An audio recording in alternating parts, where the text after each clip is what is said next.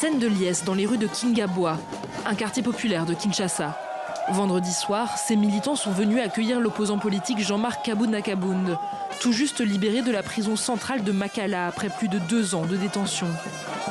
C'est tellement la joie, je ne sais pas comment l'exprimer.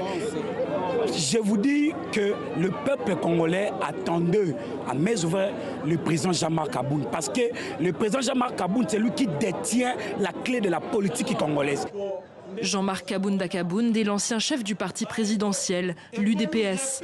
Ses partisans le considèrent comme le véritable héritier idéologique d'Étienne Tshisekedi, le père de l'actuel président décédé en 2017. En juillet 2022, il annonce la création de son propre parti, l'Alliance pour le changement, et dénonce au passage l'incompétence et la prédation au sommet de l'État. 1 mois plus tard, il est arrêté et condamné à 7 ans de prison pour outrage au chef de l'État et propagation de faux bruits. Éligible à une grâce présidentielle, il aurait finalement bénéficié d'une procédure en révision devant la Cour de cassation.